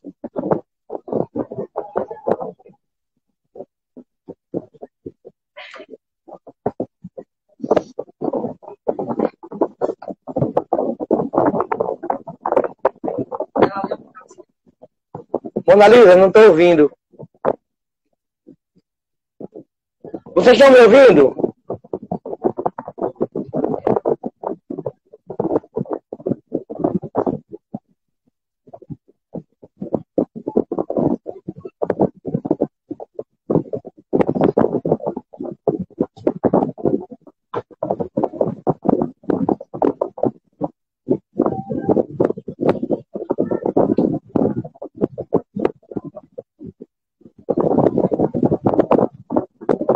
Mona Lisa, está ouvindo?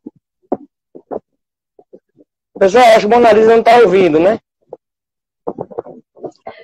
Mona Lisa, você não dá para ouvir você. Você tá surda ou tá muda.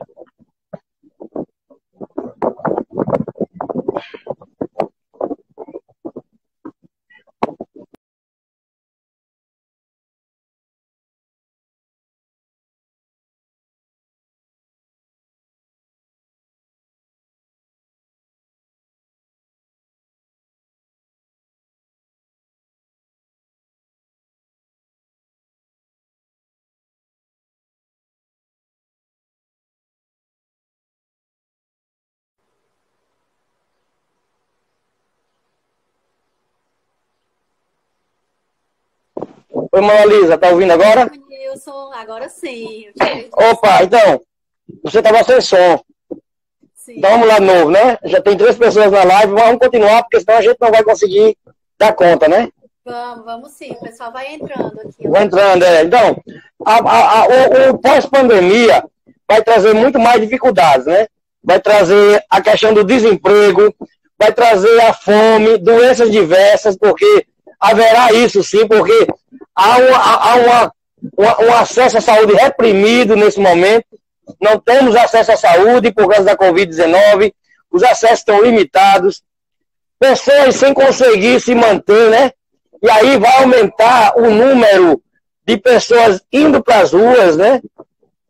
De pessoas indo para as ruas, a necessidade de acesso tanto à saúde quanto à assistência social vai ser maior pós-pandemia, né? Mais pessoas precisarão do Bolsa Família, mais pessoas precisarão de outros benefícios sociais, mais pessoas precisarão de atenção. Então, isso vai ser muito difícil pós-pandemia. O desemprego atingirá milhões de pessoas nesse país. Talvez nós tenhamos o maior número, ou um número imaginável de pessoas morando nas ruas pós-Covid-19. E sabemos que os estados, os municípios não estarão preparados para isso. Por isso que é importante, já também, durante essa pandemia, estamos pensando nessa questão pós-pandemia. Vai ter um grande número de pessoas nas ruas por não ter como pagar seus aluguéis ou conseguir se manter. Então é preciso nós, inclusive enquanto movimento, estarmos preparados para estar vendo essa demanda e vendo alguma forma de dialogar com o Estado brasileiro, mesmo em meio a uma crise econômica, mesmo em meio a uma pandemia, buscar formas de que essa população em situação de rua ela não chegue a ser essa exorbitante como se imagina que irá chegar. Então, haverá uma necessidade maior de políticas públicas estruturantes, né? Além de estruturantes, políticas públicas na assistência social, na saúde. Então, haverá sim, vai ser um contrafluxo, porque vai ter que ter, além de mais serviços, mais políticas, nós vamos ter que nos adequar a uma crise econômica que já existia e com a Covid-19 se acentua.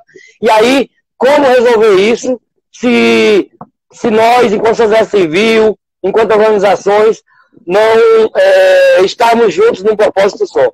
Porque, assim, pós-pandemia, além de aumentar o número de pessoas nas ruas, aumentará a desigualdade social no país, né?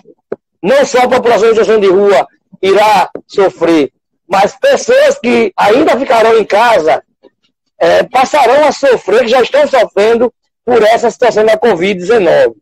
Então, assim, é importante ter essas políticas públicas estruturantes nas áreas diversas e, principalmente, ter dignidade, né? Ter dignidade, tanto nas ações para trabalhadores e trabalhadoras que estão nos serviços essenciais da própria rua, né? Isso durante a pandemia e pós-pandemia é preciso. E também na acolhida a usuários e usuárias. O que nós estamos vendo hoje, diante dessa crise mundial, é que os espaços aéreos estão fechados, a questão dos EPIs tem dificuldade de chegar, tem trabalhadores e trabalhadoras nesse país precisando comprar seus EPIs, alguns serviços estão dando máscara de pano. Então, assim, é uma situação que é uma doença contagiosa e que os trabalhadores e trabalhadoras não estão conseguindo EPIs para garantir a sua segurança e a segurança dos usuários e usuárias. Então, era mais ou menos isso, né, que vamos ter, mais ou menos não. Provavelmente é isso que haverá pós-pandemia nesse país.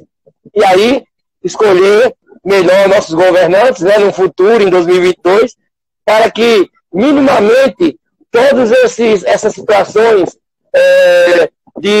essas situações sociais sejam diminuídas ou sejam, pelo menos, satisfatórias para a população em situação de rua, para a população brasileira, a população domiciliada e outras populações. Bela Aquino faz 2 comentários aqui, né? As corporações têm que estarem unidas e pensando essa realidade do pós, né? E os brasileiros de classe média e baixa é quem sofrerão, né? E além disso, eu tenho ainda 2 perguntas também da Bela Aquino, né? Agradecer a participação. Uma é aquela pergunta inicial, né? Como pensar políticas estruturantes na pós-pandemia, uma vez que os governos estaduais e federal não visualizam esses cidadãos? Né? Então, é buscar que essa pandemia, além de matar muitas pessoas, né, infelizmente, traga uma consciência, né, Bel, para os gestores, traga uma consciência e que eles possam ver essa população realmente, possam enxergar e fazer ações para essa população. Porque a gente somos vistos, sim, nas ruas, mas ainda não estamos sendo vistos enquanto seres humanos, enquanto pessoas dignas de termos políticas públicas, enquanto pessoas que têm histórias, enquanto seres humanos realmente, né? Nós somos humanos nas ruas, né? Nós somos pessoas que por alguma intempérie da vida viemos parar nas ruas desse país. Então é importante, Bel, que os gestores possam, que essa pandemia também possa trazer uma conscientização para os gestores e gestoras, e aí eu não digo só gestores e gestoras, eu digo para a mídia, eu digo para a sociedade em geral brasileira, eu digo para os pensadores, eu digo para toda a população brasileira que haja essa conscientização. Porque se não houver essa conscientização, haverá mais pessoas nas ruas desse país, infelizmente.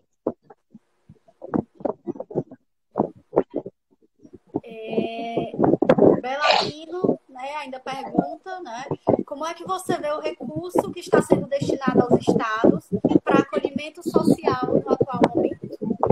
Isso, esse recurso é da portaria 369, né, que é um valor total de 2 bilhões e meio, e aí dentro dos 2 bilhões e meio, 1 bilhão é para serviços de acolhimento para a população em situação de rua e para outras populações também, porque é um engano, estão colocando na mídia que 1 bilhão é só para pop rua, não.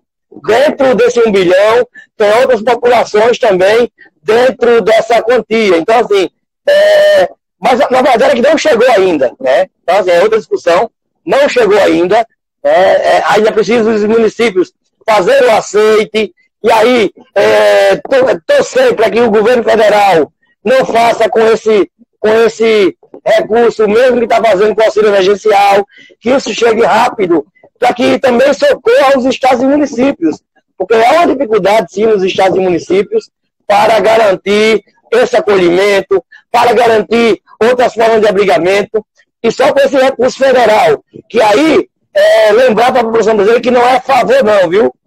É um recurso do nosso bolso, né, através de impostos. Inclusive, o governo federal, no início do governo, tirou 40% do orçamento do SUAS, né? Então, assim, não é favor, é um direito que nós temos. O governo tira 40% do SUAS.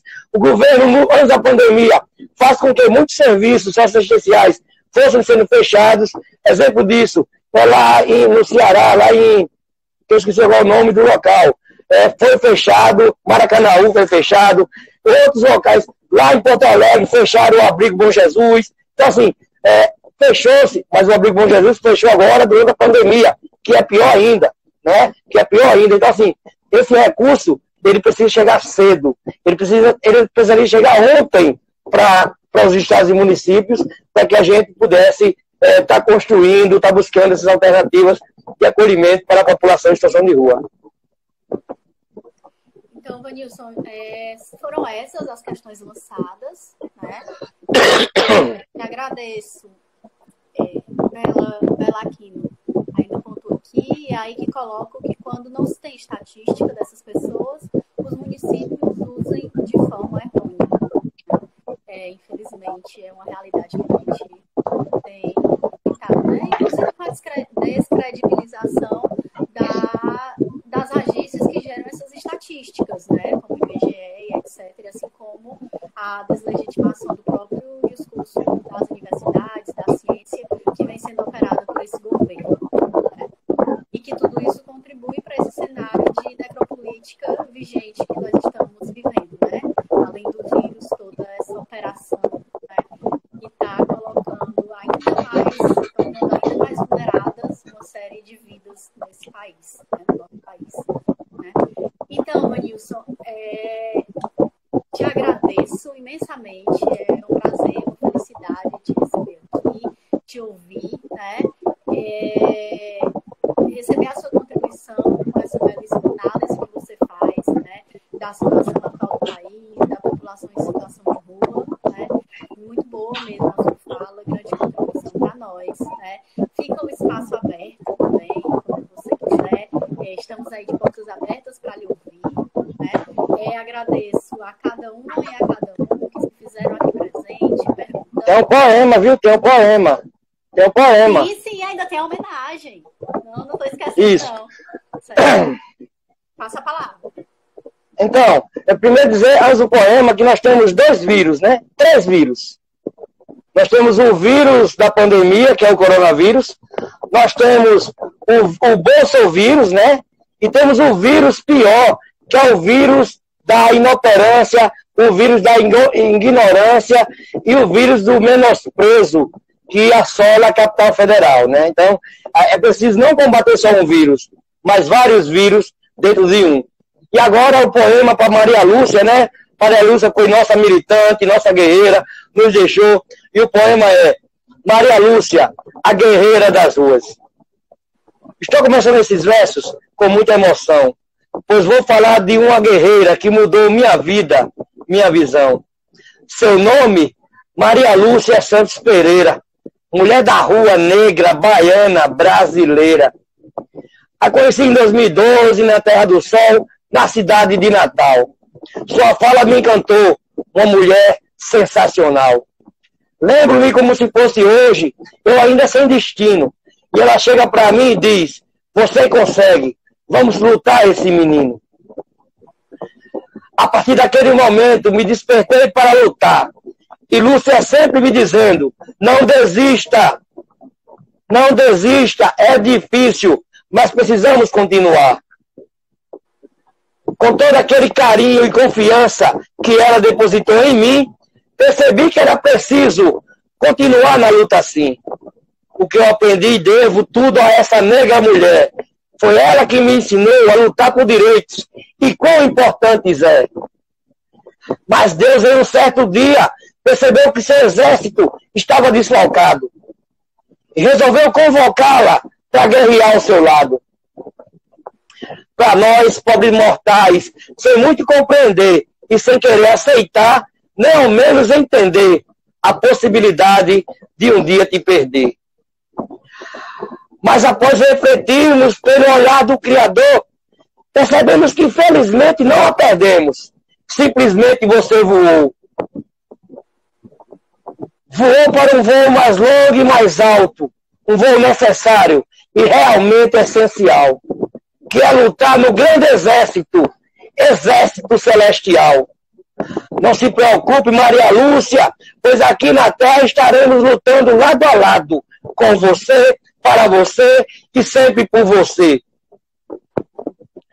Mas sabemos que sua missão agora é em outras frentes combater.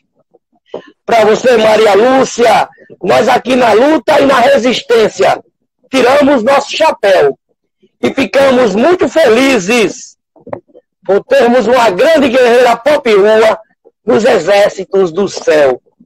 Maria Lúcia, presente, MNPR e apoiadores e apoiadoras sempre em movimento.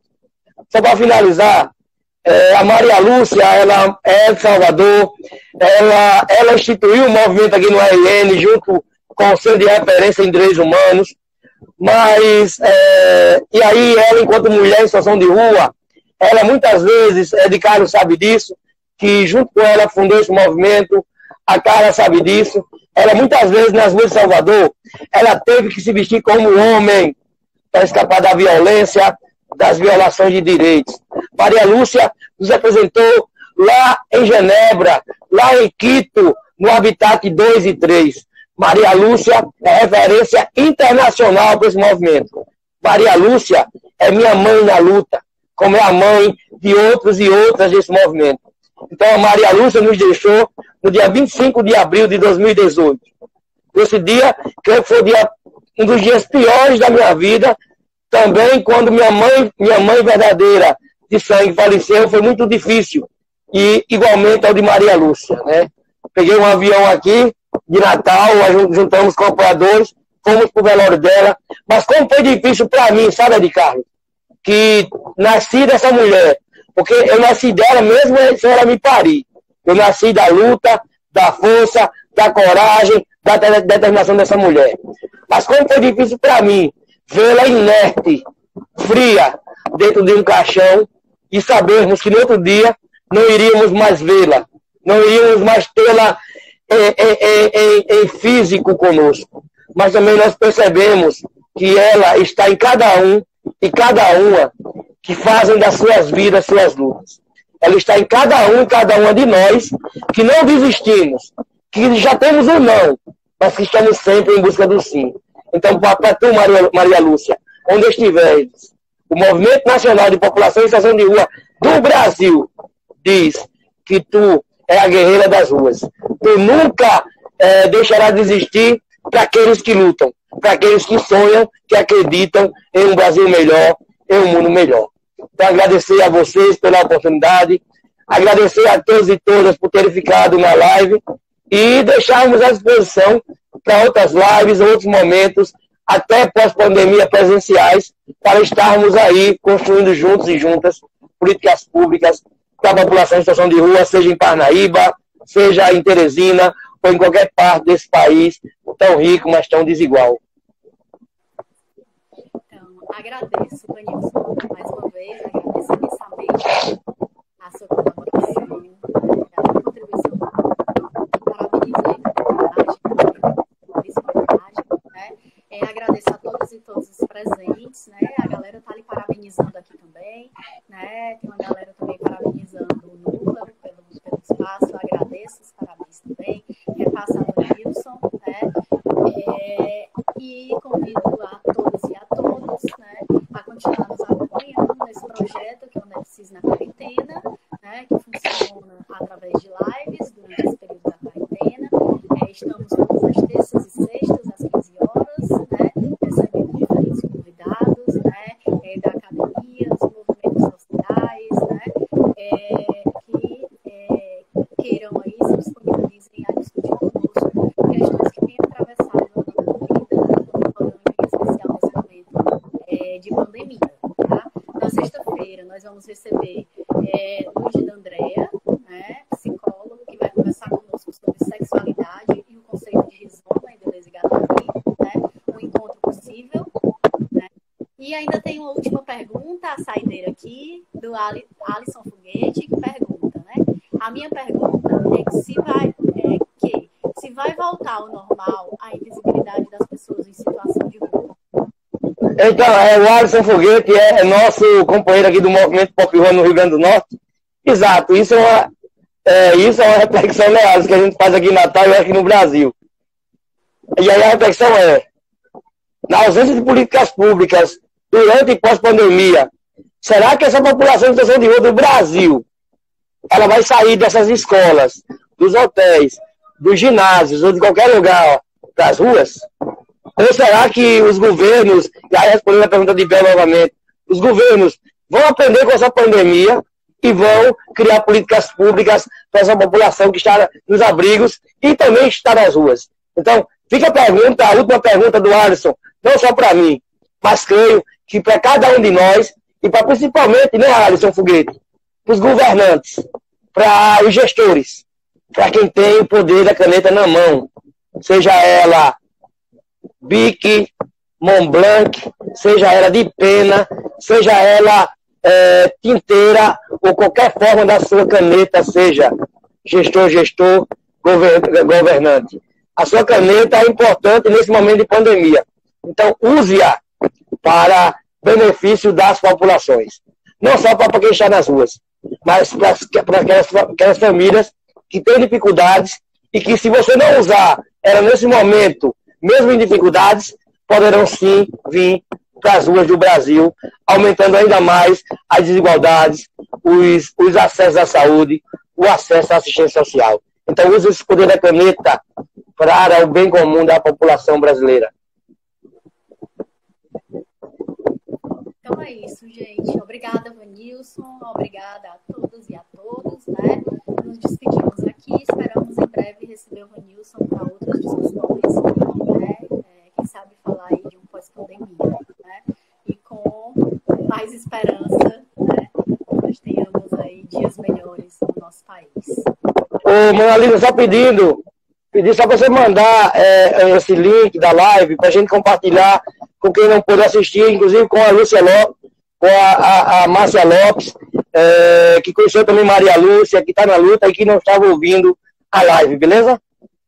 Sim, essa live em breve ela estará disponível no nosso canal no YouTube, certo?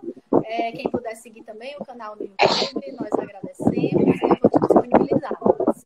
Muito obrigada, boa tarde e até sexta. Tchau.